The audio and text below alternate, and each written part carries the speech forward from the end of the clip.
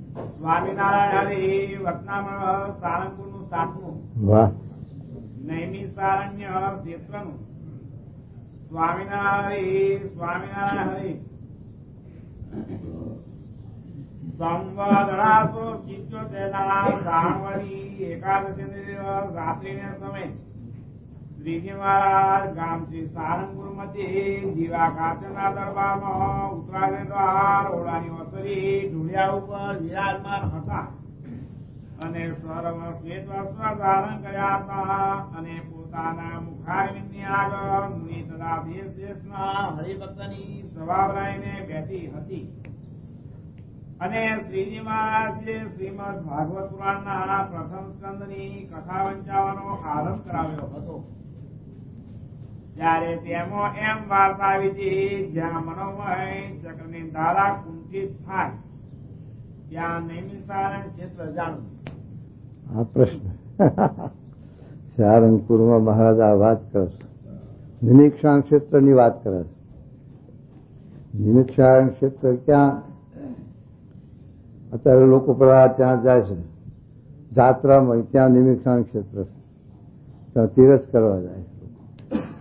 એ વખતે એનું નિમિક્ષાણ ક્ષેત્ર નામ પડ્યું છે. ઋષિ મુનિઓ કોઈ રહેતા છે ને, એટલે ત્યાં કથા વાર્તાનો પ્રસંગ હશે, એટલે ત્યાં નિમિક્ષાણ ક્ષેત્ર નામ પડી ગયું છે. પણ અત્યારે તો બધું ત્યાં સદી જંગલના વેપારી દુકાનોનું ધંધા પાણી બધું, કારણ કે ત્યાં જાત્રાઓ જાય એટલે ધંધો ચાલે, વેપારો બધા. પણ આ નિમિક્ષાણ ક્ષેત્ર મહારાજ આપણને જુદી જાતનું તે શ્રીમદ ભાગવતના પ્રથમ સ્કંદમાં આ નિમિક્ષાણ ક્ષેત્રની વાત આવે છે. એમાં 2 વાતો આપી છે. ભાગવતની અંદર 2 વાત શું કરી કે નરનારાયણ ઋષિ બદ્રિકાશ્રમમાં તપ કરે છે તે આ ભરતખંડના મનુષ્યના સુખના અર્થે, એના એકાંતિક ધર્મને વૃદ્ધિ પમાડવાના અર્થે અને એના સુખના અર્થે નરનારાયણ તપ કરે છે. ત્યારે મહારાજ એનો અર્થ શું સમજાયો આપણને કે જો નરનારાયણ ઋષિ ભરતખંડના બધા મનુષ્યને માટે જો તપ કરતા હોય તો દરેક માણસ ભગવાનના માર્ગે ચાલવો જોઈએ. તો દરેક માણસ ભગવાનના માર્ગે કોઈ ચાલતા નથી. આ નિમિક્ષાણ ક્ષેત્રની વાત પણ એવી જ છે કે નિમિક્ષાણ ક્ષેત્રમાં ઇન્દ્રિયો અંતઃકરણની ધારા કુઠિત થાય, પણ નિમિક્ષાણ ક્ષેત્રમાં બધાની કુઠિત થતી જણાતી નથી. ત્યારે કોની કુઠિત થાય એ વિચાર કરવા જેવો હોય. એ મહારાજ આપણને ભાગવતની સાક્ષીએ નિમિક્ષાણ ક્ષેત્રની વાત કરે છે. ત્યાં મહારાજ કોઈ મંદિર કે કોઈ તીરથ કે કોઈ સ્થાન બતાવતા નથી. એ જેમ નરનારાયણ શ્રી પોતે મૂર્તિમાન પ્રત્યક્ષ જયા સમય પધારો છે. એ દંડવત આપને દંડવત ન કરવા. ત્યારે મહારાજ આ સારંગપુરનું 7મું વચનાવત નિમિક્ષાણ ક્ષેત્રનું સમજાવે કે નિમિક્ષાણ ક્ષેત્ર શું કહેવાય અને ક્યાં નિમિક્ષાણ ક્ષેત્ર જાણવું. એ પ્રશ્ન મહારાજ કહે છે શ્રીમદ ભાગવતના પ્રથમ સ્કંદમાં લખ્યો. હવે નિમિક્ષાણ ક્ષેત્ર એટલે શું? મહારાજ કહે છે કે જ્યાં ઇન્દ્રિયો અંતઃકરણની ધારા કુઠિત થાય ત્યાં નિમિક્ષાણ ક્ષેત્ર જાણવું. મનોમય ચક્ર એ મનને બતાવ્યું અને એની ધારા 10 ઇન્દ્રિયો બતાવી. એ મન અને ઇન્દ્રિયો એ જે છે તે ભાટકા માણસ જગતમાં એ જે સ્થાનમાં વિરામ પામે, પાછી વૃત્તિઓ વળે, તો મારે કે નિમિક્ષાણ ક્ષેત્ર ત્યાં જાણવું. હવે મહારાજે આ વાત કરી ભાગવતમાં કે નરનારાયણ ઋષિ તપ કરે છે બદ્રિકાશ્રમમાં, તે આ ભરતખંડના મનુષ્યના સુખના અર્થે, એના એકાંતિક ધર્મને વૃદ્ધિ પમાડવા માટે. પણ મહારાજ કહે છે કે જો નરનારાયણ ઋષિ ભરતખંડના મનુષ્યના માટે તપ કરતા હોય તો ભરતખંડના બધા મનુષ્યો ભગવાનના માર્ગે ચાલવા જોઈએ. તો ભગવાનના માર્ગે બધા મનુષ્યો ચાલતા નથી. એમાં નિમિક્ષાણ ક્ષેત્રની વાત મહારાજ કરે છે, પણ નિમિક્ષાણ ક્ષેત્રની અંદર હોવા રહેવા છતાં દરેકની ધારાઓ કુઠિત થતી નથી એવું પણ જણાય. માટે કોની કુઠિત થાય તો મહારાજે વરતાલના વચનામાં લખ્યું છે કે દૈવી અને આસુરી સંપત્તિ. આ દુનિયા વિશે બે પ્રકારની ના જીવ છે મનુષ્યોમાં, દૈવી અને આસુરી સંપત્તિ. દૈવી સંપત્તિ અને આસુરી સંપત્તિના માટે ગીતાનો 16મો અધ્યાય આપ્યો, દૈવી આસુરી સંપત્તિ યોગ. અને આખું મહાભારત તો એનું જ, દૈવી આસુરીનું જ. હા, બેયનું યુદ્ધ.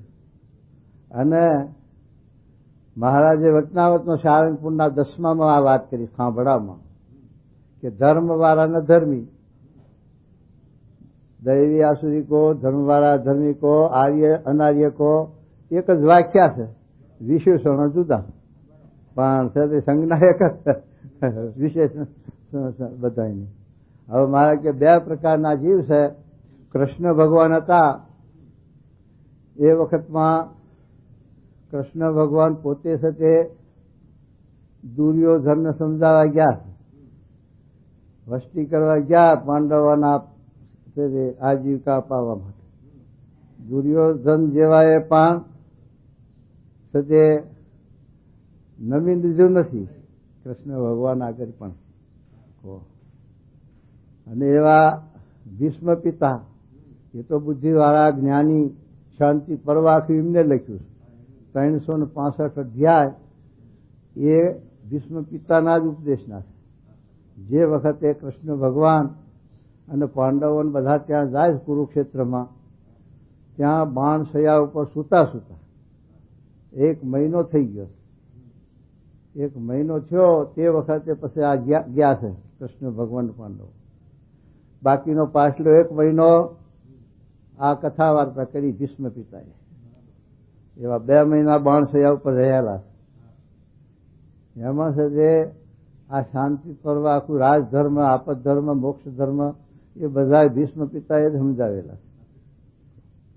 હવે એની અંદર ભીષ્મ પિતા આવા જ્ઞાની અને ભીષ્મનું બ્રહ્મચર્ય વખાણી છતાં પણ તે કૃષ્ણ ભગવાનને બાણ માર્યા અને એના પ્રાયચિત સારું જ છે તે આ બાણશૈયાનું પ્રાયશ્ચિત કર્યું એના સારું જ.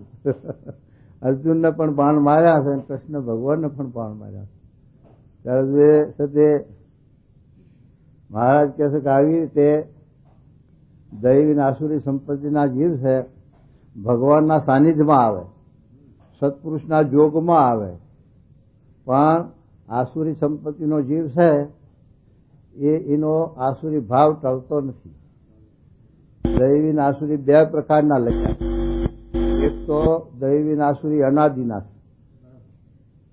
અને કેટલાક જીવો દૈવીના સંગે આસુરીના સંગે દૈવી આસુરી થાય છે. કોઈ આસુરીના સંગથી દૈવી જીવ હોય ને આસુરી ભાવને પામી ગયો હોય તો પાછો દૈવીના સંગે પાછો દૈવી થઈ જાય. પણ અનાદિ જે આસુરી ભાવ વાળો છે મહારાજ કે બદલવો કઠણ છે. નિષ્કુળાન લખ્યું કે જેવો ગુણ બીજે રે તેવો તે જણાવે, તેની કોટી જતન કીજે રે તોય તે શું બદલાવે. હા, બાવળનું બીજ હોય એને વાવીને આપણે ગમે તેટલું જતન કરીએ તો આંબો થાય કઈ? એ તો બાવળ એટલે બાવળ, ફણગો ફૂટે લાડલો હુરો કાઢે પાત્રો. એમ મહારાજે કહ્યું છે કે આસુરી સંપત્તિનો જીવ હોય અને સત્સંગમાં આવે ને ભગવાનના સાનિધ્યમાં આવે તોય પણ જેમ ભગવાનના થાળમાં અફીણ ધરીએ, શિંગડીઓ વસ નાગ લાઈન ધરીએ તોય મીઠું થાય, અફીણ ભાણામાં ભગવાનના થાળમાં મેલીએ એટલે ભગવાનની દ્રષ્ટિએ કરીને મીઠું થઈ જાય તો કે ના, એ તો એનો કડવો ગુણ છે રહેવાનો. એમ આ જીવ પણ ભગવાનના સાનિધ્યમાં આવે તોય પણ એનો આસુરી ભાવ ટળતો નથી. અને મહારાજે બહુ કહ્યું ત્યાર પછી એટલું આપણે આલંબન આપ્યું છે, પણ એ આલંબન સંભવતું નથી. એમ જોવા જતા આપણે તપાસ કરવા જતા મળતું નથી. તો મહારાજે કહ્યું અનંતવાસ બ્રહ્મના વિશે લીન થાય અને બ્રહ્મમાંથી પાછો પ્રગટ થાય તો એનો આસુરભાવ ગહાય થોડો થોડો એમ મહારાજ એટલું આપ્યું છે ખરું પ્રલોભન પણ સંભવ નથી લાગતો એમ. એટલે આસુરી દૈવી સંપત્તિનો જીવ હોય, મુમુક્ષુ જીવ હોય, મોક્ષ ભાગી જીવ હોય અને એ જો છે તે નિમિક્ષાણ ક્ષેત્રમાં આવે તો એનો ભાવ બદલાય, એની ધારાઓ કુઠિત થાય. જેમ પરીક્ષિત રાજા દૈવી જીવ હતા અને ભગવદી હતા અને પાંડવ કુળમાં જન્મેલા ભગવાનના સંસ્કારવાળા હતા. વત્રાના ગર્ભમાં જયારે પરીક્ષિત રાજા હતા ત્યારે અશ્વત્થામાએ બ્રહ્માસ્ત્ર મારી અને એનો નાશ કર્યો હતો. પણ કૃષ્ણ ભગવાને એમને પાછા સજીવન કર્યા હતા. કારણ કે કૃષ્ણ ભગવાન જાણતા કે આ પાંડવોનું પરીક્ષિત રાજા એક જ બીજ રહેલું છે અને અશ્વત્થામાને એનો નાશ કરવો કે પાંડવોનો વંશ ન રહેવા દેવો માટે કૃષ્ણ ભગવાન કે મારે એનો વંશ રાખવો એટલે પરીક્ષિતને સજીવન કરેલા. પણ ભાગવતની અંદર જ લખ્યું કે સુવર્ણમાં કળજુગનો નિવાસ છે અને કળજુગને શિક્ષા કરે છે પરીક્ષિત રાજા. 17મો અધ્યાય લખ્યો ને પ્રથમ સ્કંદનો. પરીક્ષિત રાજા એને શિક્ષા કરે ત્યારે એ માફી માગે છે કે તમે મારા બધા દોષ જુઓ છો પણ મારો એક ગુણ તો સારો જુઓ કે આ કળજુગની અંદર ગાયના શિંગડા ઉપર રહીનો દાણો સ્થિર થાય એટલી પળમાં જો ભગવાનનું ભજન ભક્તિ કરે તો એનો ઉદ્ધાર કરું છું. આવો મારો મોટો ગુણ છે માટે મને સાથે રવા દો, પણ મને કોઈ સ્થાન આપો તો હું ત્યાં રહીશ. તો 4 સ્થાન આપ્યા સુવર્ણમાં એક તો સ્થાન આપ્યું એનું કે આવી રીતે સુવર્ણમાં કળજુગનો નિવાસ.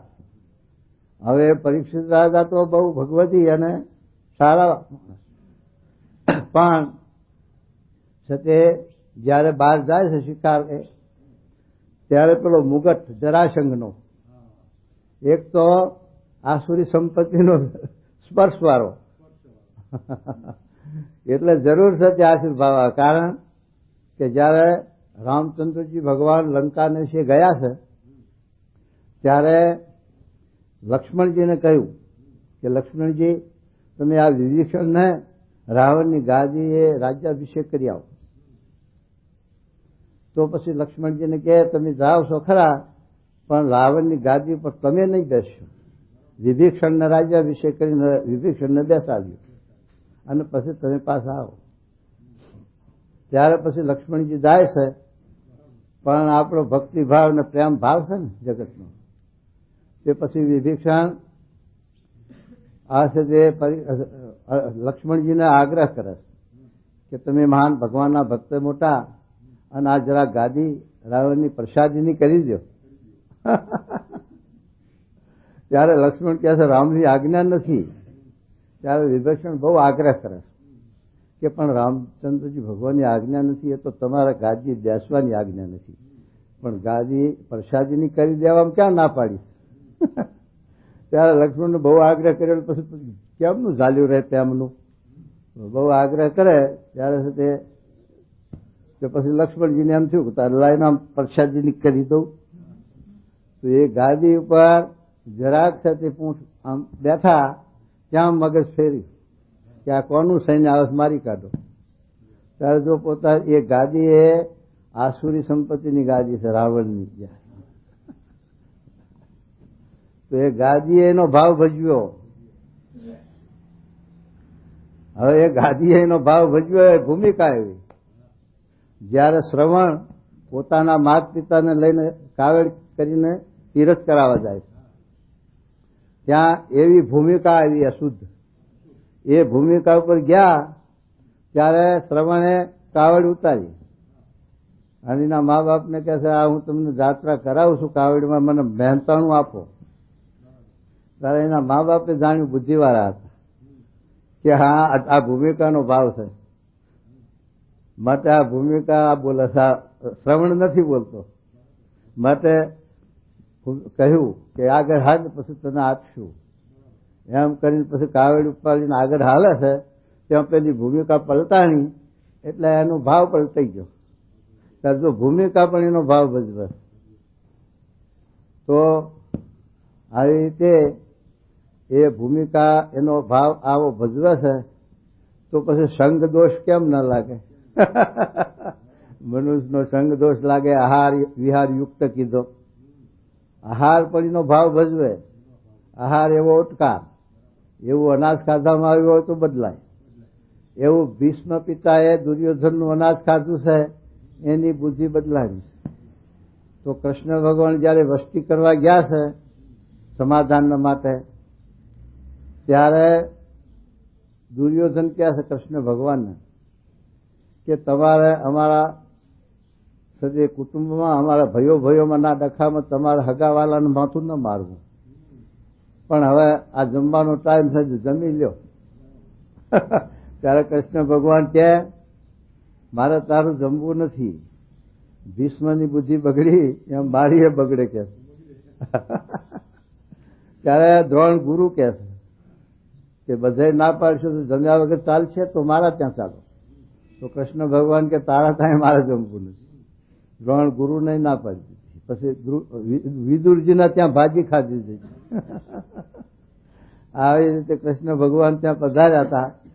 ત્યારે છે તે આ વસ્તી કરવા.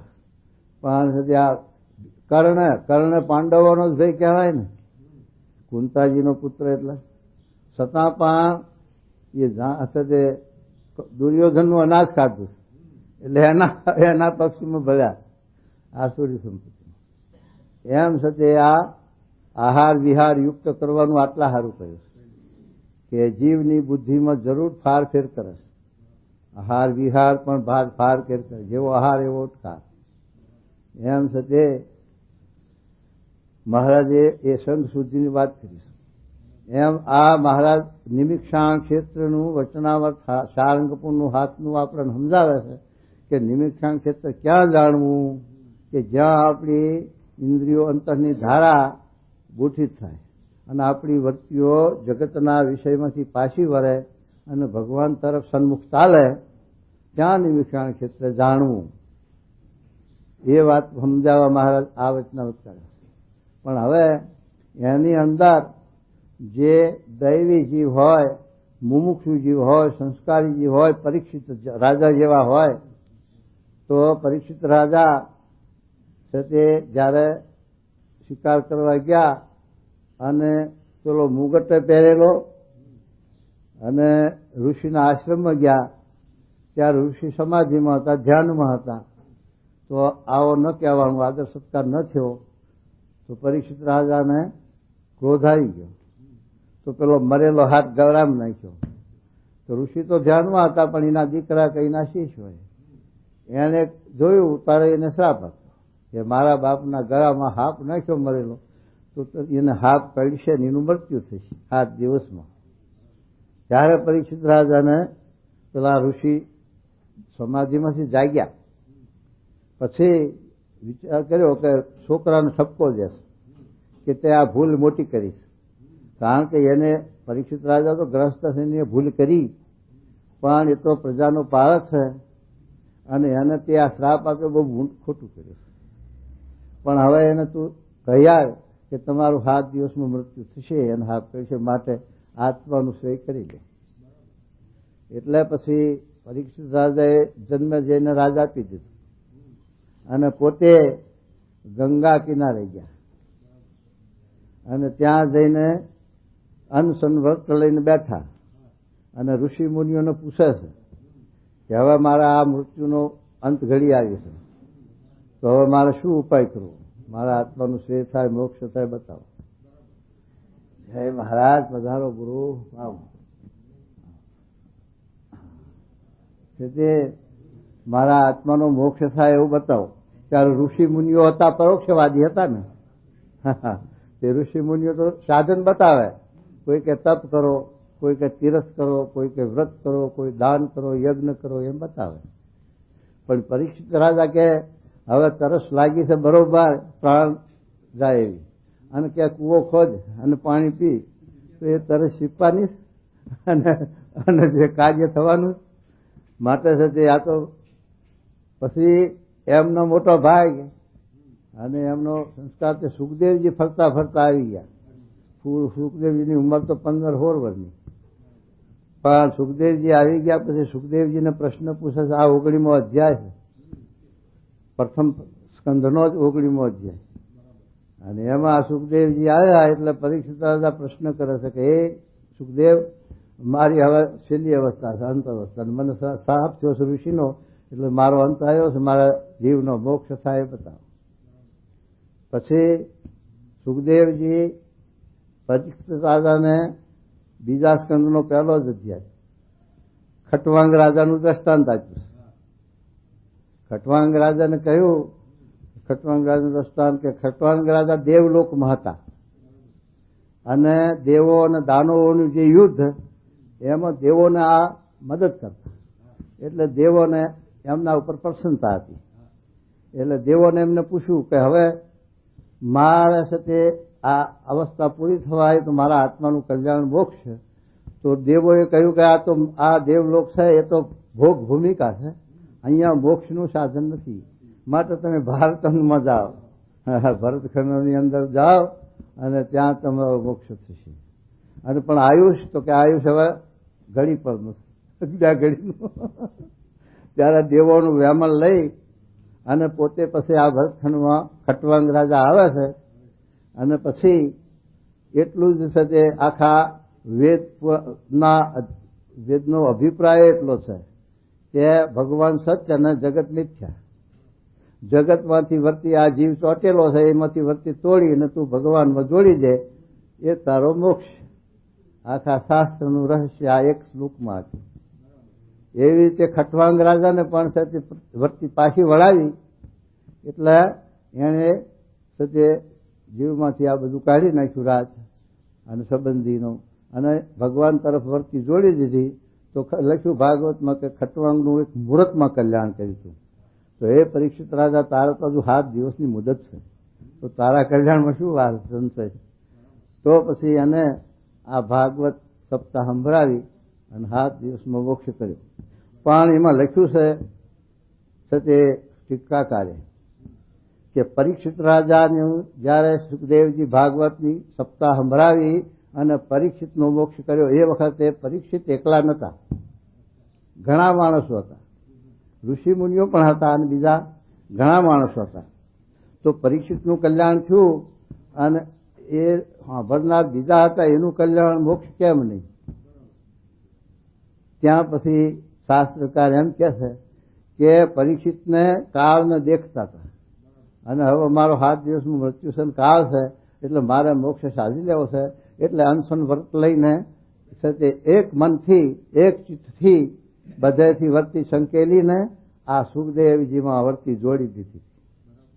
એટલે નિરીક્ષણ ક્ષેત્ર અને ત્યાં એની ઇન્દ્રિયો અંતઃકરણ ધારા કુઠિત થઈ ગઈ અને એનો મોક્ષ થઈ ગયો. એવી રીતે બીજા સાંભળનારા શ્રોતાઓ હતા, એમની વર્તી એવી નથી સ્થિર, એટલે એનું કલ્યાણ થયું નથી. આ એક દ્રષ્ટાંત આપ્યું છે. અને બીજું દ્રષ્ટાંત ભાગવતનું મહાત્મ્ય કીધું ને, ત્યાં છે તે ધૂતકારીનું દ્રષ્ટાંત આપ્યું છે. ધૂતકારી હતો એ વિષયાનંદી હતો, એટલે પછી એ ભૂત યોનીને પામ્યો હતો. પણ ગોકર્ણનો ભાઈ હતો, એને જાણ્યું કે આ મારા ભાઈની અધોગતિ થઈ છે અને એનો ઉદ્ધાર કરવો છે. તો પછી બધાને પૂછવા માંડ્યો કે આના ઉદ્ધારને માટે શું ઉપાય કરવો. પછી ભાગવતની આ મહાત્મ્યનું, ભાગવતના મહાત્મ્યના 100 અધ્યાય છે, એમાં આ વાત લીધી. તો એ સાથે પછી એને બતાવ્યું, ભાઈ તું ભાગવતની સપ્તાહ કરાય તો એનો ઉદ્ધાર થાય. તો પછી ભાગવતની સપ્તાહ કરાવે, એ વખતે પેલો વાંસમાં પહેરે, વાંસમાં ભૂત યોનીનો છે, એટલે જીવ ત્યાં રહેશે અને આ સપ્તાહ કરાવે. પછી ભાગવતની સપ્તાહ થાય છે, એમાં એક દિવસ જાય એટલે એક ગાંઠ ફાટે. એવી 7 દિવસમાં સપ્તાહ થઈ કે 7 ગાંઠો ફાટી અને એનો ઉદ્ધાર થયો, મોક્ષ ગતિ થઈ. અને એ આ ભાગવતનું માધ્યમ લખ્યું છે. તો પછી ત્યાં પણ આ શંકા કરે કે ત્યાં જ્યારે છે તે ગોકર્ણ ધૂતકારીને સપ્તાહ સંભળાવતા હતા, એ વખતે એકલો નહોતો, બીજા ઘણા માણસ હતા. તો એ બીજા બધાનો મોક્ષ ન થયો અને એ ધુતકારીનો એકલો મોક્ષ કેમ થયો? તો એને જેવી સાથે વૃત્તિ હતી આમાં સપ્તાહમાં, અને મન અને ઇન્દ્રિયો એમાં જોડી દીધી હતી, અને એને સતી આ અધોગતિનો પામેલો જીવ એટલે એને સતી ખપ હતી, મુમુક્ષુતા હતી, તો એને એની વૃત્તિ એમાં સ્થિર કરી હતી, એટલે એને એ ભાગવતની સપ્તાહનું અસર થઈ અને એના જીવનો મોક્ષ થયો. અને બીજાની સાંભળવામાં એવી વૃત્તિ નથી. એમાં આપણે સપ્તાહો તો ઢોંગરી મહારાજ કરે છે, બધા ઘણા કરે છે, લાખો માણસ ભેગું થાય છે, પણ તે કોઈ ઊંઘતું હોય, કોઈ જોકા ખાતું હોય, કોઈ વાતો કરતું હોય, કોઈની ક્યાંય વર્તી હોય. પણ ભાગવતના શબ્દોનું ધ્યાન એમાં વૃત્તિ જોડાણી હોય એવા થોડા નીકળે. એટલે મહારાજ લખ્યું કે ત્રણ પ્રકાર છે, એક શાસ્ત્ર, સત્પુરુષ અને વિચાર. હવે શાસ્ત્ર શું કામ કરે છે કે શાસ્ત્ર છે એ ભગવાનના સત્પુરુષને ઓળખી આપે, કારણ કે શાસ્ત્રની અંદર ભગવાનના સત્પુરુષના લક્ષણો અને એમના સ્વરૂપનું વર્ણન કરેલું હોય છે. એટલે શાસ્ત્રે કરીને જે નિશ્ચય થાય એ મહારાજ સારંગપુરના 13માં પણ લખ્યું છે, અને કે શાસ્ત્રે કરીને જે નિશ્ચય થાય તે નિશ્ચય સાચો, મનના કલ્પિત નિશ્ચય સાચો નહીં. શાસ્ત્ર અને પછી સત્પુરુષ, સત્પુરુષ ઓળખાઈ આપે છે. શાસ્ત્ર ભગવાન અને સત્પુરુષને ઓળખી આપે છે. પછી ભગવાનને કે સત્પુરુષને ઓળખ્યા પછી શાસ્ત્રની અપેક્ષા બહુ નહીં રાખે, પછી સત્પુરુષના ઉપર આધાર રહે. પછી જો શાસ્ત્ર ઉપર વધારે પ્રમાણ રાખે તો ધર્મરાજાના યુધિષ્ઠિરના જેવું થાય. યુધિષ્ઠિર રાજાને શાસ્ત્રનો વિશ્વાસ બહુ હતો, કૃષ્ણ ભગવાનના કરતા પણ શાસ્ત્રનો વિશ્વાસ વધારે. ત્યારે જયારે સાથે કૃષ્ણ ભગવાને કહ્યું કે આ દ્રોણ ગુરુ છે એ જીતા એવો નથી, પાંડવોના સૈન્યનો ઘાણ કાઢી નાખશે અને આપણે એ સાથે હંફાવી દે, માટે એને જરાક પાછો પાડવા, એનો હાથ જરા હેઠો પડે, એના માટે એના કાને એટલો શબ્દ જાય કે તારો અશ્વત્થામા મરાણો, કારણ કે એકનો એક હતો દીકરો, અને એના કાને એમ પડે કે અશ્વત્થામા મરાણો, એટલે એના હાથ હેઠા પડે અને એ જીતાઈ શકાશે, ન કે જીતાશે નહીં. તો ધર્મરાજાને કૃષ્ણ ભગવાન કહ્યું કે બીજો બોલશે તો વિશ્વાસ નહીં કરે, બીજા ગમે તે કે અશ્વત્થામા મરાણો તો દ્રોણ માને નહીં. પણ ધર્મરાજા હતા એનું વચન બનાય, કારણ કે સત્વાદી હતા, એટલે કે એ ખોટું બોલે નહીં. એટલે પછી કૃષ્ણ ભગવાનને એના ફાય કેવરાવું હતું ધર્મરાજા પાસે કે તમે એટલું કહો કે અશ્વત્થામા મરાણો.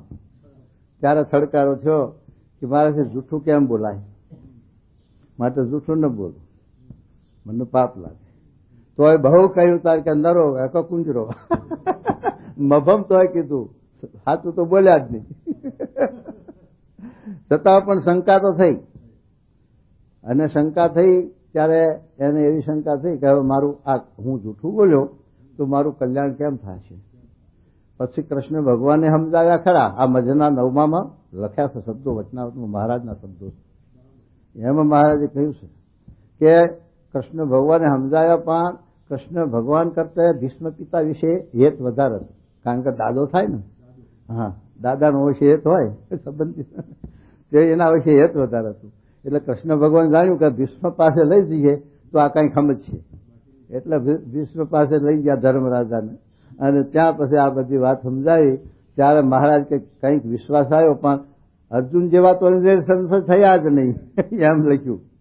માટે જો મહારાજ કહે છે કે ધર્મરાજાને ભગવાન કરતા શાસ્ત્રમાં વધારે વિશ્વાસ પ્રતીતિ હતી તો સ્વરૂપ નિષ્ઠામાંથી તરી ગયા, અને અર્જુનને ભગવાનનો વિશ્વાસ હતો શાસ્ત્ર કરતા વિશેષ, તો અર્જુન સ્વરૂપ નિષ્ઠામાં ખપ્યા, અને અર્જુન ભગવાનની ભેગી મૂર્તિ પૂજાય છે. નરનારાયણ દેવ કી જય.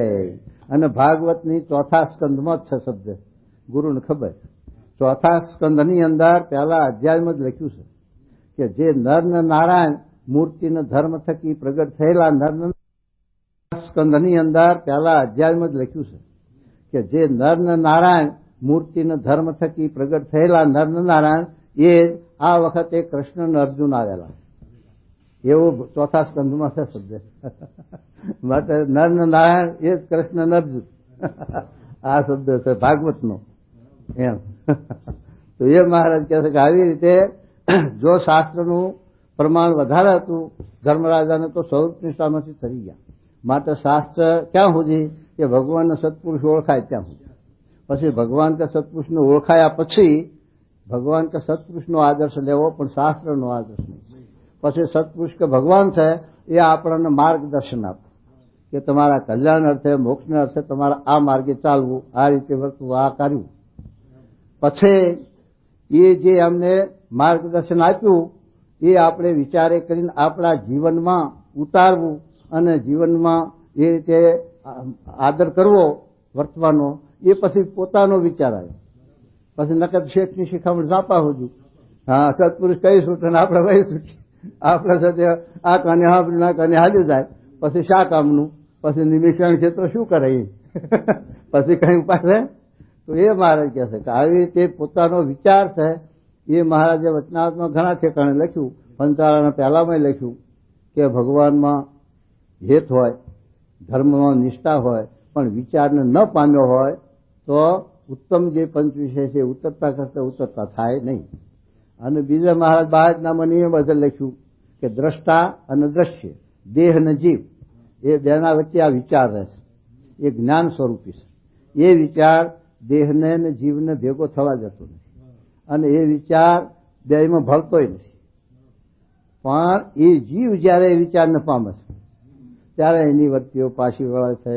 તે મહારાજે લખ્યું છે કે કાશી જેટલે વર્તીઓ વડતાલ જેટલામાં આવે, અહીંથી ગઢડા જેટલામાં આવે, અહીંથી ઇન્દ્રિયોના ગોલકમાં આવે, આત્મા આકારે વર્તી થાય અને આત્મામાં ભગવાનનો સાક્ષાત્કાર થાય ત્યારે એને વાસના લિંગ દેહનો નાશ થયો જાણવો. જ્યાં સુધી વાસના લિંગ ઉભો છે, જ્યાં સુધી બાર દ્રષ્ટિ છે ભગવાન કાશી બિરાજે છે, દ્વારકા બિરાજે છે, હરદ્વાર ઋષિકેશ બિરાજ, અહીંયા જવું તાર જ ભગવાનનો મારો મોક્ષ થાય, અહીંયા જવું તાર જ ભગવાન મળે ત્યાં સુધી બાર વર્તી છે, ત્યાં સુધી અધૂરું કલ્યાણમાં છે. જ્યાં સુધી અંતરદ્રષ્ટિ ન થાય ત્યાં સુધી અધૂરું લખ્યું છે શાસ્ત્રમાં. અને મહાન પુરુષોના બધાના આ સૂત્રો છે કે ભગવાન અને 8 વલે તો લખ્યું છે કે આ જીવ અનાદિનો છે એમ ભગવાન જીવમાં અનાદિના છે. છતાં પણ તે ભગવાન આપણને દેખાય પણ આપણે એને નથી દેખતા, આપણા બિરાજમાન થતો હોય એ સુધી મહારાજ લખ્યા છે. એટલે આ મહારાજ નિમિષાણ ક્ષેત્રની વાત કરે છે. પણ આવી રીતે જે મુમુક્ષુ ખપવાળા દૈવી જીવ હોય એ સતે ભગવાન કે સત્પુરુષની સાનિધ્યમાં આવે ત્યારે એની ઇન્દ્રિયોની ધારા કુઠિત થાય અને એને આ જ્ઞાન થાય અને ભગવાનનો સાક્ષાત્કાર થાય એને જીવનો મોક્ષ થાય. બાકી જે આસુરી સંપત્તિનો જીવ છે એ ભલે સત્સંગમાં આવે તો મહારાજ કે સત્સંગમાં આવે તો આસુર ભાવ મૂકે નહીં અને સત્સંગમાં ઉડતો ઉદ્વેગ કરાવે, અશાંતિ કરાવે. અને એવું લખ્યું કહો તો એ મહારાજ સમજાવે શું કે સાંભળો છો. પછી એ વાર્તાને સાંભળીને મુક્તાનંદ સ્વામીએ પૂછ્યું છે, હે મહારાજ. જો એ મુક્તાનંદ સ્વામી પૂછે છે હે મહારાજ એ મનોમય ચક્ર તે શું છે? મહારાજ મનોમય ચક્ર શું છે? અને એની ધારા તે શી સમજવી? એની ધારાથી શું સમજવી? આવું મુક્તાનંદ સ્વામી પ્રશ્ન કર્યો કે મનોમય ચક્ર શું? તો મહારાજ કે આ મન છે એ મનોમય ચક્ર છે. કારણ કે મન છે એ પેલા કુંભારના ચાકરાને ગોળી ચક્રે ચડ્યું છે. કુંભાર હાટલા ઘડતો હોય છે ત્યારે એને વેગે ચડાવે છે આમ કરીને. એવો ચાકડો વેગે ચડાવે પછી ઉપર પેંડો મેલ્યો ને માટીનો, પછી એને જે ગાઢ ઘડવો એ ઘડ્યા કરે અને પેલો ફર્યા કરે. એમ મહારાજ આ ભગવાને ફેર ચડાયો છે. મન તગડો આ મન ચડ્યું છે. તે ચિત્રકેતુનું દ્રષ્ટાંત આપ્યું કે ચિત્રકેતુ રાજા હતો, એને કરોડ સ્ત્રીઓ હતી ને વાંચ્યો હતો. પછી દીકરા માટે પથ્થર એટલા દેવ કરેલા અને પછી નારદના અંગીરા ઋષિ ત્યાં પધારે, પછી એને ઉપદેશ આપે. પણ એનું મન કુંભારના ચાકરા જોડે તગડોળે છે. હવે એને શબ્દ અસર કરે તો સ્વામી કે કુંભારનો ચાકરો વેગમાં ફરતો ને આપણે કાંકરી લઈને આમ નાખી તો એ કાંકરી એ ચાકરા ઉપર ઠરે કે ઉછળી ગયું બહાર પડે ને આપણા ઉપર પડે. એમ આનું મન છે વેગમાં, આનું મન વેગમાં છે અને આ શબ્દો નારદ અંગીરાના અડતા નથી. પછી નારદજીએ વિચાર કર્યો કે આનું મન આ છોકરામાં છે એટલે એ પાછો વસે નહીં. પછી દીકરો આપ્યો. નારદજીએ આ વરદાન આપ્યું ને શું દીકરો અપાવ્યો.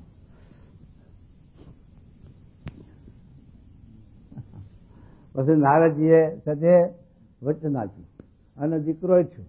પછી તો રાજા હતો એટલે પછી શી કમી, એટલો રાજમાં ધામધૂમ અને પણ 10 મહિના થયા એટલે દીકરો જતો રહ્યો. કારણ કે એ થતી એની વર્તીઓ પાછી વાળવા આપ્યો, બાજરી ખવારવા નતો આપ્યો. એટલે પછી દીકરો પાછો લઈ લીધો. પછી પાછો પથરો લીધો અને નારદના અંગીરા ફરતા ફરતા આવી ગયા પાછા. પછી એને ઉપદેશ આપે છે, હે ચિત્રકેતુ રાજા, શું આ હશે આ હાથ ભવમાં તારા દીકરાને અને તારા લેણ દેણ નહીં હોય કોઈ જીવની તે નથી આવતો, પણ તું એ કઈ સાંભળે છે એ તો શબ્દો પાછા પડે. પછી નારદજી વિચાર કર્યો કે આમ નહીં એની વ્યક્તિ પાછી વળે. પછી એને આશીર્વાદ પેલા દીકરાને હાજો કર્યો. દીકરો જે વળી ગયો હતો એને બેઠો કર્યો. પછી દીકરાએ ઉપદેશ આપ્યો, ભાગવતમાં વાંચ્યો. દીકરો કે હે ચિત્રકેતુ રાજા, તું શું આ છોકરો કરે? તું મારા ઘેર 7 વાર છોકરો થયો, તારે હું તારા ઘેર 1 વાર આવ્યો છું. માટે કોઈનું કોઈ નથી. આ તો ઋણ સંબંધ છે, આ તો પંખી મેળો છે, આવ્યું ને જો વેરાય. આ તો પવનથી જેમાં તરખલા ભેગા થાય ખૂણામાં અને એ પાછા પવનથી વિખાઈ જાય છે, એમાં બધું છે. એમાં બાકી કોઈનું કોઈ નથી. અને શા હારવા છે તારે એને વેરાક છે. અને ચિત્રકેતુ કરોડ સ્ત્રીઓનો ત્યાગ કરીને ચાલી નીકળ્યા. અને આ છોકરાએ ઉપદેશ આપ્યો આટલો તારે, કે નારદ અંગીરાનો તો અડ્યો નતો. પણ આ છોકરાએ શીખવણ દીધી. એમ આપણાને સાધુનો સંગ ન લાગે, પણ ઘરમાં છોકરા કુણીઓ મારો તાર વેરાક થાય.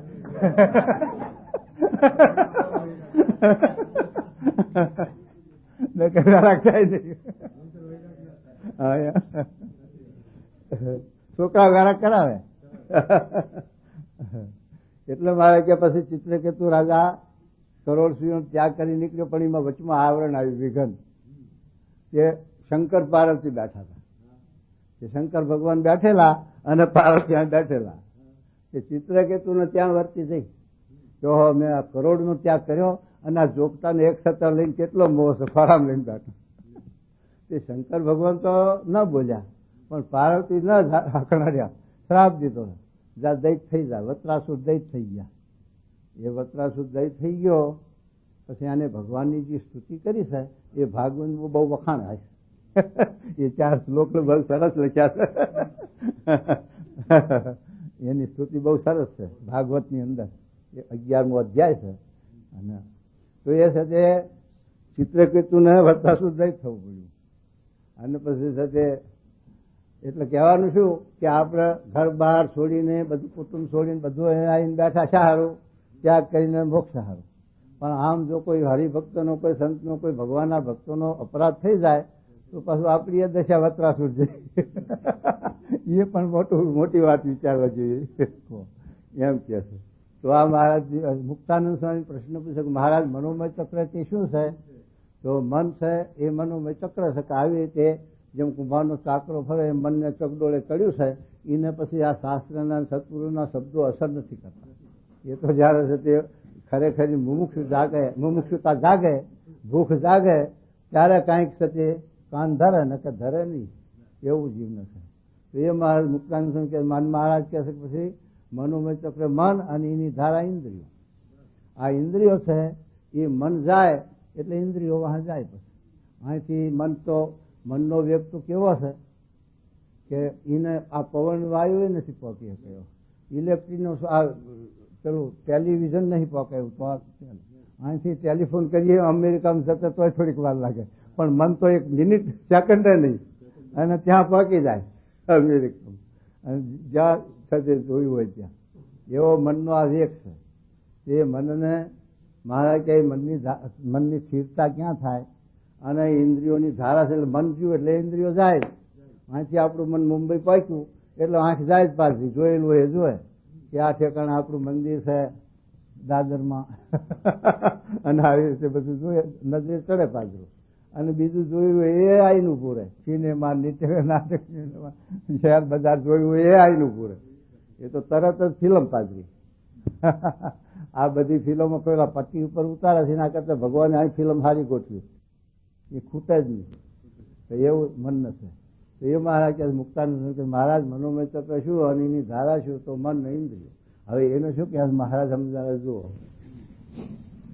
પછી શ્રીજી મહારાજ બોલ્યા છે મનોમય ચક્ર તે મનને જાણવું અને તેની ધારા તે 10 ઇન્દ્રિયો છે એમ જાણવું. અને તે ઇન્દ્રિયો છે મનની ધારા તે જે ઠેકાણે ઘસાઈને બુદ્ધિ થઈ જાય તેને નૈમિષારણ્ય ક્ષેત્ર જાણવું. અને તે ઠેકાણે જપ તપ વ્રત ધ્યાન પૂજા એ આદિ જે સુકૃત તેનો જે આરંભ કરે છે તે દિન દિન પ્રત્યે વૃદ્ધિ પામે એવું જે નૈમિષારણ્ય ક્ષેત્ર તે જે ઠેકાણે ભગવાનના એકાંતિક સાધુ રહેતા હોય તે ઠેકાણે જાણો. આ મારે કીધું કે નિમિષાણ ક્ષેત્ર એટલે જ્યાં ઇન્દ્રિયો અને મનની ધારાઓ કુઠિત થાય એટલે પછી એ જેમ મહારાજે તીરનું દ્રષ્ટાંત આપ્યું કે તીર હોય એની અંદર ફળ હોય અને એના આપણે ગમે ત્યાં મારીએ તો ચોંટી જાય. ભીતમાં મારીએ, ઝાડમાં મારીએ, ગમે ત્યાં નાખીએ એટલે તીર અણીવાળું છે એટલે મેં ખુશી જાય ને ચોંટી જાય. પણ એની અંદરથી ફળ કાઢી લઈને એકલું થોથું જો મારીએ તો ઉથડકીને પાછું પડે. એમ છે તે આ ઇન્દ્રિયો અંતઃકરની જે ધારા છે એ એવા તીર જેવી છે. એની અંદરથી પછી જ્યારે છે તે આ સત્પુરુષનો સમાગમ થાય ત્યારે એ છે તે થોથું નીકળી જાય ભાગ સમજથી ફળ. પછી એ ગમે ત્યાં જાય તો ચોટે નહીં. એ છે તે નિમિષાંક મહારાજે આમાં નિમિષાંક ક્યાં બતાવ્યું કે એવા સત્પુરુષ હોય ત્યાં. હવે ગંગા કિનારે જ્યાં સુધી પરીક્ષિત રાજા ગયા છે ત્યાં સુખદેવજી આવી ચડ્યા. હવે અહીંયા કયું સ્થાન હતું? મંદિર કયું હતું? જગન્નાથપુરી હતી કે હરિદ્વાર હતું કે ઋષિકેશ હતું કે મંદિર કયું હતું કે સ્થાન કયું હતું? એક સત્પુરુષ જ હતા. સુખદેવજી જેવા બ્રહ્મનિષ્ઠ સત્પુરુષ જ હતા. તો અહીંયા કણી એની ધારાઓ કુઠિત થઈ, બીજે નથી. એમ છે તે મહારાજાએ કોઈ વડતાલ કોઈ હરિદ્વાર કે ઋષિકેશ કે છે તે કાશી વંદરાવન ક્યાંય સારંગપુર બોટાદ ગઢડા કે ક્યાંય બતાવ્યું નહીં કે એવા પુરુષ જ્યાં વિચરતા હોય ત્યાં. અત્યારે આપણે પેલા ઓક્સિજનમાં જવું પડે ત્યાં નિમિષાણ ક્ષેત્ર કહો. અત્યારે આપણે નિમિષાણ ક્ષેત્ર ત્યાં ઓક્સિજન પેલા એમાં સ્વામી બિરાજે અને અત્યારે માણસો ઘણું આવે, 500,000 માણસ રોજ 5 આવી જાય દર્શને. એ ટાઈમ રાખ્યો છે કે 100 થી 7 કે 5 થી 100 એટલે એ ટાઈમે જવાની છૂટી, બાકી પછી ન પહેવા દે ગમે તે જાય તો. પછી મને હુકમ ત્યાં કણ્યા. એટલે છે તે કહેવાનું છું કે આ નિમિષાણ ક્ષેત્ર એમ કીધું. હવે એમના જોગમાં રહેવા છતાં, મહારાજના જોગમાં રહેવા છતાં અલૈયા ખાતરની બૂંઠી થઈ અને આ પેલી ફોઈબાની કુઠી થઈ અને એવા તો ઘણા હે મખિયાવ ને ફોઈબા એને સ્વભાવ રહી ગયો લ્યો અને મહારાજનાથી વિખૂટા પડવું પડ્યું. અને એવા તો જીવા ખાતર એની બૂઠી થઈ કો. એ નિમિષાણ ક્ષેત્ર મહારાજથી કોણ વિશેષ? છતાં પણ આ જીવ સાથે એવી આસુરી સંપત્તિના મય ગુણ હોય ને એટલે એ સતી સન્મુખ થવું બહુ અઘરું પડે છે. એવી રીતે ગુણાતી સ્વામીના વખતમાં અત્યારે શાસ્ત્રી મહારાજ અત્યારે આપણે જોઈએ દૈવી સતી મહારાજ જોગી મહારાજ ભેગા રહ્યા લો. હા સતી સાધુ એ રહ્યા, હરિભક્તો રહ્યા, પણ સતી બુઠી ન થઈ ધારાઓ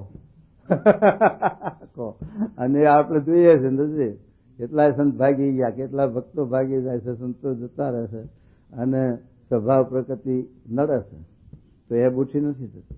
અને જેને આવી રીતે દૈવી જીવ છે, મુમુક્ષુ જીવ છે, ખપવાળા જીવ છે અને મને વચને કરીને એવા સત્પુરુષને મન સોંપે છે, મન જોડે છે અને સમાગમ કરે છે તો કુઠિયતર થાય છે. પછી જગત જીવમાંથી નીકળી જાય છે, જગત સ્વામી વર્તી રહેતી નથી. એવા એ જીવો હોય છે. પર્વતભાઈ, ગોરધનભાઈ, કલ્યાણભાઈ, દાદો ખાતર એ દૈવી જીવો હતા તો એમની ધારાઓ કુઠિત થઈ તો એમનો સંસાર નીકળી ગયો જગતમાંથી. અને આવા જે જીવો હતા એ મહારાજના જોગમાં આવેલા હતા, છતાં પણ કુઠિત ન થઈ. તો એ ત્યાં આ મુમુક્ષુતાની વાત ખપાઈ, ખપવાળાની વાત આવી. ખપવાળો હોય તે નિષ્કુળ અમુક લખ્યું કે ખોળી ખોળીને ખોળ્યું ખરા ખપવાળાની ખોટ રહે. ખરા ખપવાળાની ખોટ છે.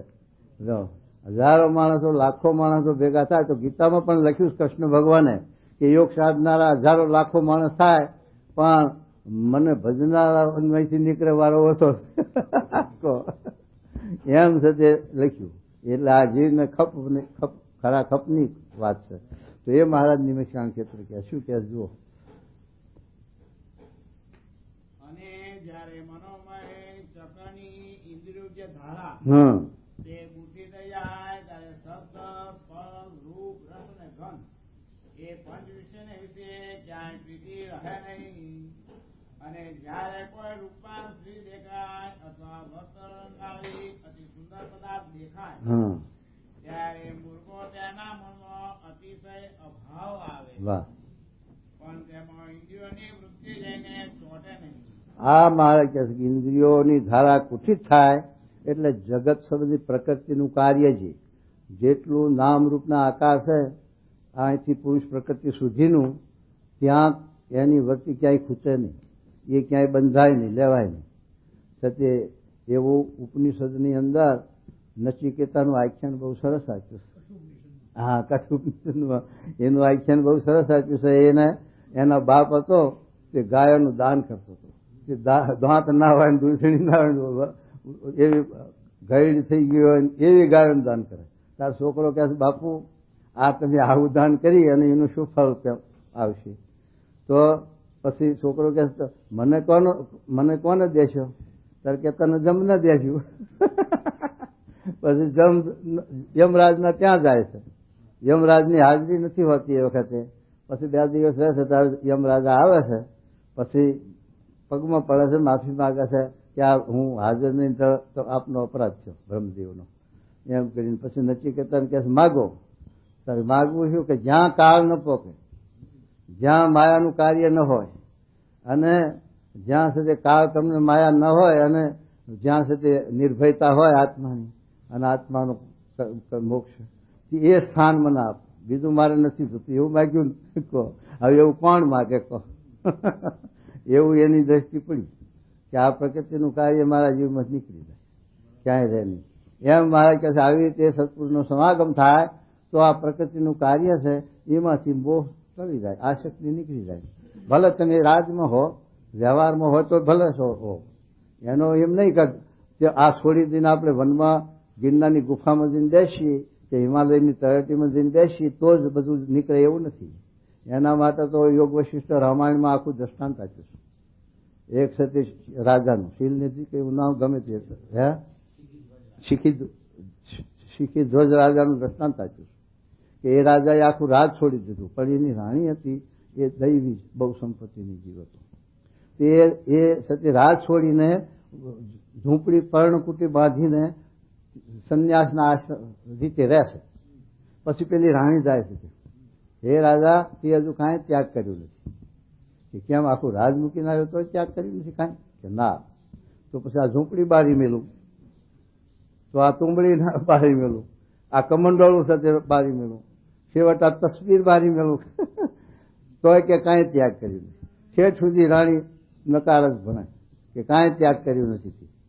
તો કે આ દેહ બારી મેલું, કે દેહ ભરણ બારી મેલ, એ તો બરજાન ખાસી કરે છે, કામ જાય છે. એમ તું દેહ બારી નીકળી એટલે તારો સાથે વાસના કુઠિત થાય એવી આશા ન રાખીશ. કારણ કે જીવ સાથે અજ્ઞાન છે, દેહ સાથે નથી. એટલે જીવ સાથે અજ્ઞાન છે, જીવ જ્યાં જશે ત્યાં અજ્ઞાન ઊભું જ છે કારણ તરીકે. તો પછી શું મારીશ? તો પછી શું ત્યાગ કર્યું? કે ચિત્તમાંથી જગત કાઢ. પછી ગમે તો રાજમાં હો કે ગમે તો વનમાં હો. આ વાત સમજાય. યોગ વશિષ્ઠ રામાયણમાં બહુ મોટી વાત કરી. રામચંદ્રજી ભગવાનને 12 ઉંમર હતી એ વખતે આ વશિષ્ઠ મુનિ એને જ્ઞાન આપ્યું છે. એનું નામ યોગ વશિષ્ઠ રામાયણ. એ આધ્યાત્મિક રામાયણ કહેવાય છે.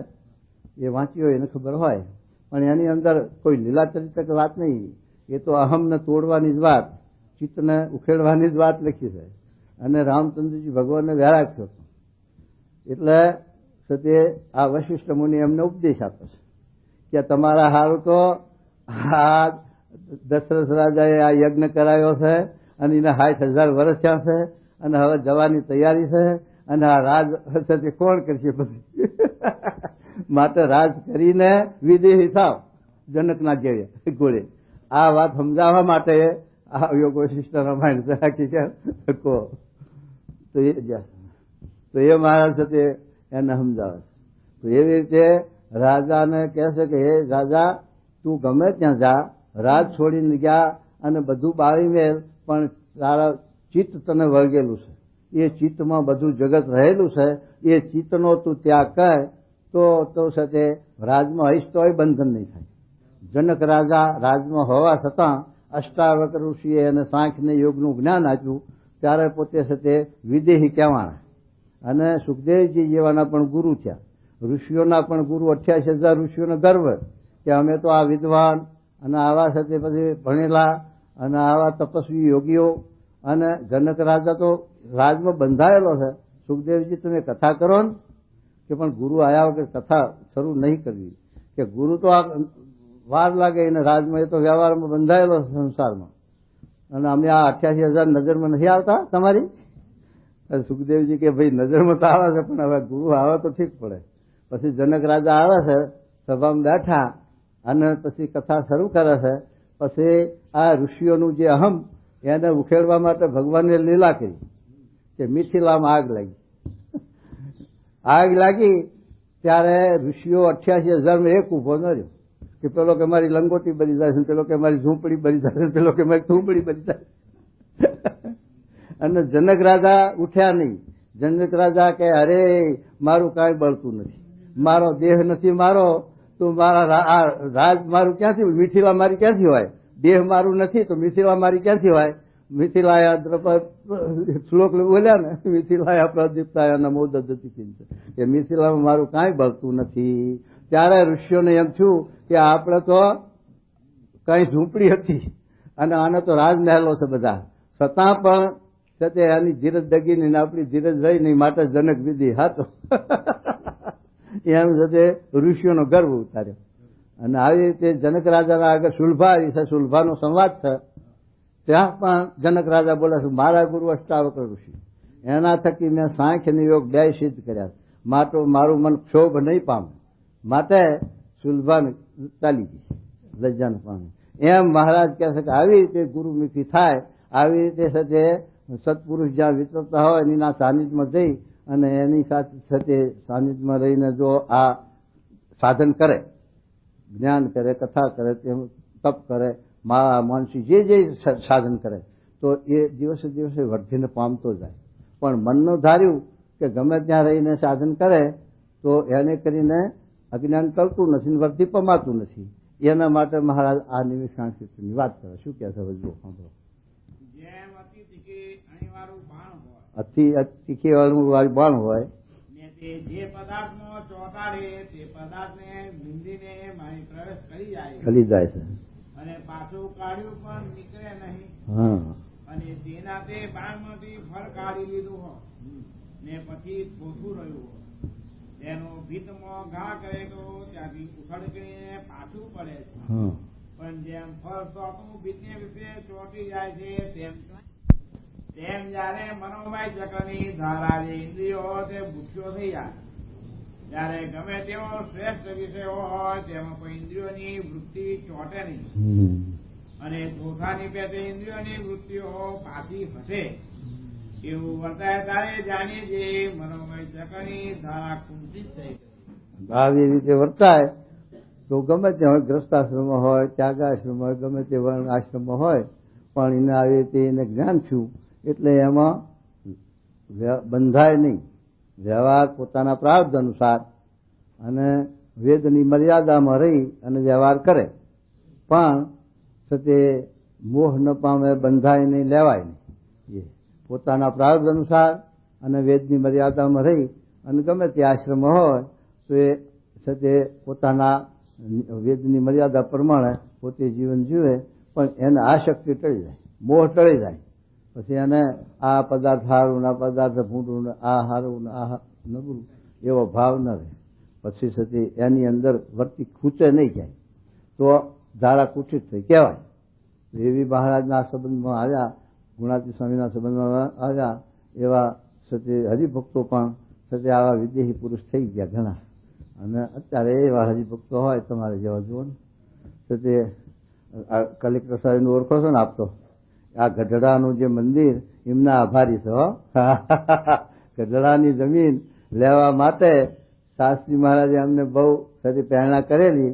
એ વખતે એ પોતે પ્રયત્ન કરતા કે ગોંડલ બાપુને ને ભાવનગરનો સંબંધ ખરો ને, વેવઈવરોટ દીકરી પરણાયેલી એટલે ચોરાસામાં કે આપણે ભોજરાજ બાપુને દ્વારે કૃષ્ણકુમારને કેવરાવું અને પેલા નડિયા દ્વારા ભવ સાહેબ ને એ દ્વારે આપણે સિફારશ કરાવવી એમ બધી વાતો કરતા. પણ આ 3 જણા ગઢડામાં મોહન મોતી અને મંદિરવાળા અને પટણી દિવાન એ 3 એવી ગાંઠ વારેલી કે શાસ્ત્રી મહારાજનો ગઢડાના સીમાડામાં ક્યાંય પગ નહીં. આવું ગાંઠ વારેલી. તે તપ ના લાગવા દે. સાહેબ બધું પ્રયત્ન કરે અને સ્વામી કે પ્રયત્ન કરવાનું પણ તપ લાગવા દે નહીં. પછી એમ કરતા કરતા ભગવાનને વાત વધારી શાસ્ત્રી મહારાજ કહેતા કે મને મહારાજે અક્ષરધામમાંથી મોકલ્યો છે તે આ ગઢડાનું મંદિર થાય તો જ મારું કાર્ય પૂરું થાય અને મહારાજ મને લઈ જાય. ત્યાં સુધી લઈ જાય એવું મને નથી લાગતું. અને પછી છેવટ જતો જતો સ્વામી તો પથારી હોય છે, અવસ્થા થઈ ગઈ 86 વર્ષ 87. પછી સ્વરાજ આવી ગયું. કૃષ્ણકુમાર ગયા મદ્રાસ સેવા કરવા ગવર્નરની. સેવા જ કહેવાય ને, એ પગાર લેવા નતા ગયા, સેવા કરવા દેશની. અને તે સાહેબ જ આવ્યા ભાવનગર કલેક્ટરની જગ્યા એમની ત્યાં ભાવનગરમાં આવી. અને પછી સ્વામી આ ઓરડામાં જ સુતા હતા અને સાહેબ આવ્યા. સ્વામી હવે આપણી સત્તા રાજ થયું છે, જો ગેલાનો ટેકરો જોતો હોય તો તરત મળે. સ્વામી કે પણ હવે હું પથારી વચ્ચેયો, લાખો રૂપિયાનું મંદિર કરવું, હર્યા ફર્યા વગર સેવા આવે નહીં કેમનું થાય? પણ જો મહારાજને સ્વામીની ઈચ્છા થઈ હોય બેહવાની તો પ્રયત્ન કરો. પછી આ સાહેબ ના આકાભાઈ અરજી લખાઈ આકાભાઈ ભાઈ પૂછી જુઓ. આ મૂર્તિમાન બે વાતો થાય. હા હા લ્યો જુઓ બસ બાપુ સાહેબે લખાઈ અરજી હકાભાઈ કે આ હું કહું એ પ્રમાણે લખો. લ્યો હવે લખાઈ અને ખિસ્સામાં ગાલીને ભાવનગર ગયા. બીજા 8મા દાડા આવ્યા. સ્વામી હાલો ગેલો ટેકરો કબજો લેવા.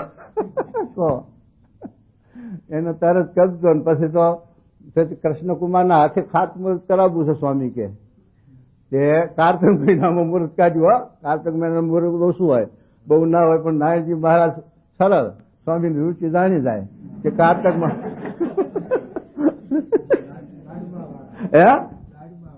દાઢમાં વાળા એ મુહૂર્ત કાઢ્યું. અને પછી કૃષ્ણકુમાર ના આવવું.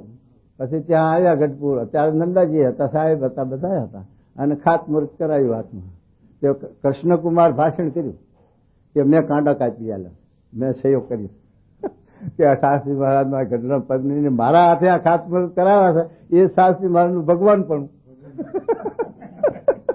તો અને પછી બોલ્યા કે આ તો અહીં તો સર્વોપરી મંદિર થશે અને શાસ્ત્રી મહારાજ જેવા આ બ્રહ્માંડમાં સત્પુરુષ નથી કોઈ. એમ કૃષ્ણકુમાર બોલ્યા. હા બોલો, આ તો રૂબરૂની વાત, મૂર્તિમાન વાત છે. અને પછી એમના હાથે ખાતમુહૂર્ત કરાયું અને પછી મંદિર આવ્યું સ્વામી. પણ મંદિર પૂરું થયું ને કળશ સોનાના ચડાયા ત્યારે કૃષ્ણકુમારના હાથે એમના હાથે જ ત્યારે પણ એ આશ્ચર્ય પામે કે હા બસ હા